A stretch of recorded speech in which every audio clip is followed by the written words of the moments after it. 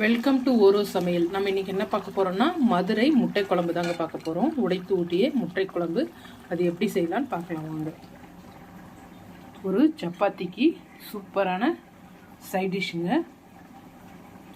ஒரு முறை செஞ்சிங்கன்னா நீங்கள் திரும்ப திரும்ப செய்வீங்க. அது எப்படி ஹெல்த்தியாகவும் டேஸ்ட்டாகவும் செஞ்சிடலான்னு பார்க்கலாம் வாங்க.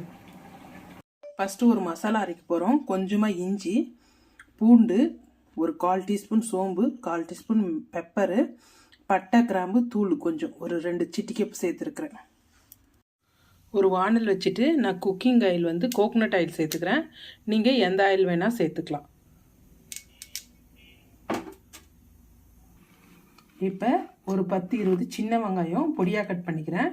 இந்த குழம்புக்கு வந்து சின்ன வெங்காயம் சேர்த்தா தான் ரொம்ப நல்லாயிருக்கும். ஒரு 5-6 பல்லு பூண்டு முழுசாக சேர்த்துருக்குறேன். நம்ம பேஸ்ட்டாகவும் எடுத்துருக்குறோம். எண்ணெய் சூடானதும் நம்ம வெங்காயமும் பூண்டும் சேர்த்துக்கலாம். ஃபஸ்ட்டு இஞ்சி பூண்டு பேஸ்ட்டு போட்டுட்டோம்னா அடி பிடிக்கும். அதனால் வெங்காயம் கொஞ்சம் வதங்கினதுக்கு அப்புறமா நம்ம இஞ்சி பூண்டு பேஸ்ட்டு சேர்த்துக்கலாம். நான் கொஞ்சமாக தண்ணி விட்டு ஒரு சின்ன ஜாரில் இஞ்சி பூண்டு, கொஞ்சம் மிளகு, பட்டை, கிராம்பு, சோம்பு அரைச்சி வச்சுருக்கேன். இதை வந்து நம்ம சேர்த்துடலாம். சேர்த்துட்டு கொஞ்சம் நல்லா வதங்கிட்டேன். வெங்காயம் கலர் கிளாஸ் கண்ணாடி பதம் வந்ததும் நம்ம சேர்த்துருங்க.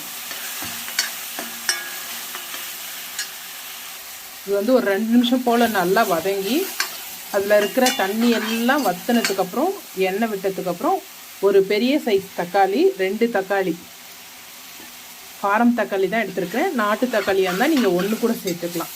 இது வந்து பொடியாக கட் பண்ணிவிட்டு சேர்த்துருக்குறேன். இது நல்லா வதங்கணும். இப்போ வதங்கும் போது இதுக்கு தேவையான கல்லுப்பும் மஞ்சளும் சேர்த்துக்கலாம். குழம்புக்கு தேவையான கல்லுப்பை சேர்த்துக்கலாம். ஒரு 1/4 டீஸ்பூன் போல் மஞ்சத்தூள் சேர்த்துட்டு நல்லா வதங்கணும். தக்காளி வந்து நல்லா மெல்ட் ஆகிற அளவுக்கு வதங்கணும். அதுக்குள்ளே நம்ம ஒரு பேஸ்ட்டை ரெடி பண்ணிக்கலாம். கலக்கும் போது இப்படி கொஞ்சம் கரண்டியில் அடித்து கலக்கணும்னா சீக்கிரமாக நல்லா வதங்கிடும், மெல்ட் ஆகும் தக்காளி.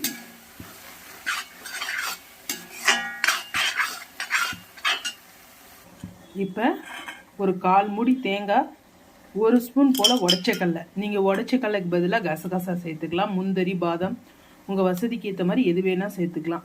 இதை வந்து நெய்ஸ் பேஸ்ட்டாக அரைச்சிக்கணும். தக்காளி பாருங்கள், இந்த அளவுக்கு நல்லா வதங்கியிருக்கணும். நல்லா தோல் விட்டு நல்லா மசிஞ்சிருச்சு. தேங்காவும் பொட்டுக்கல்லையும் நெய்ஸ் பேஸ்ட்டாக அரைச்சிட்டோம். இப்போ இது வந்து முட்டை மசாலா கடைகளில் கிடைக்கும். அதுதான் நான் ஒரு 1/2 டீஸ்பூன் எடுத்துருக்கிறேன். இது தனி மிளகாத்தூள் ஒரு 1/4 டீஸ்பூனு, 1/2 ஸ்பூன் வந்து தனியாத்தூள், இது வந்து 1/2 ஸ்பூன் வந்து குழம்பு மிளகாத்தூள். இது காரம் கம்மியாக இருக்கும். இப்போ நம்ம எடுத்து வச்ச மசாலாவை இதில் சேர்த்துட்டு கொஞ்சமாக ஒரு வதக்கிக்கலாம். ஏன்னா அந்த காட்டு வந்து இருக்காது. எண்ணெயிலே நல்லா வதக்கிட்டிங்கன்னா டேஸ்ட் வந்து ரொம்ப நல்லாயிருக்கும்.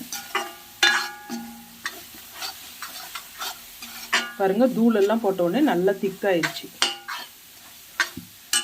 இப்போ நம்ம அரைச்சி வச்ச தேங்காவை சேர்த்துக்கலாம். இதுவும் கொஞ்சமாக கலரிக்கினா நல்லா ஈவனாக மிக்ஸ் ஆகும். இது கொஞ்சம் சூடு ஆகட்டும். அப்புறம் மிக்ஸி ஜாரை கழுவிட்டு நம்ம தண்ணி சேர்த்துக்கலாம். நம்மளுக்கு குழம்பு எவ்வளோ திக்கு வேணும்னு பார்த்துட்டு தண்ணி சேர்த்துக்கலாம். இது ஒரு வாட்டி கலரிட்டு நல்லா கொதிக்கிட்டோம். நீங்கள் மட்டன், சிக்கன் சேர்க்குற மாதிரி இருந்தால் தேங்காய் சேர்க்குறதுக்கு முன்னாடி மட்டனும் சிக்கனும் சேர்த்து வெந்ததுக்கு அப்புறமா தேங்காய் சேர்க்கணும். நான் இன்றைக்கி எக்கு கறி செய்கிறதுனால தேங்காய் சேர்த்துட்டேன். இந்த பதத்துக்கு இருந்தால் போதும். இப்போ இந்த மாதிரி கொதி வர ஸ்டேஜில் ஸ்டவ்வை மீடியமாக வச்சுட்டு முட்டையை உடச்சி ஊற்றணும்.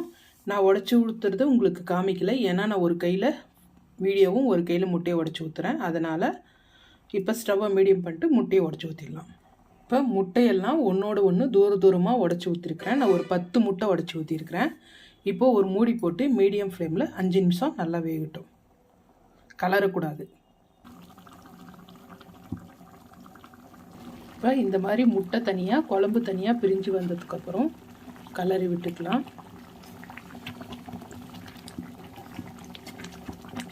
அசாமல் கலரி விட்டுக்கலாம்.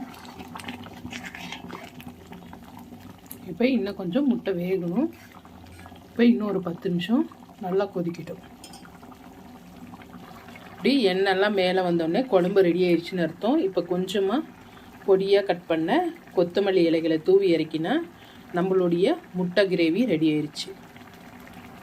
இந்த வீடியோ பிடிச்சிருந்தா லைக் பண்ணுங்கள், ஷேர் பண்ணுங்கள், கமெண்ட் பண்ணுங்கள், சப்ஸ்கிரைப் பண்ணுங்கள்.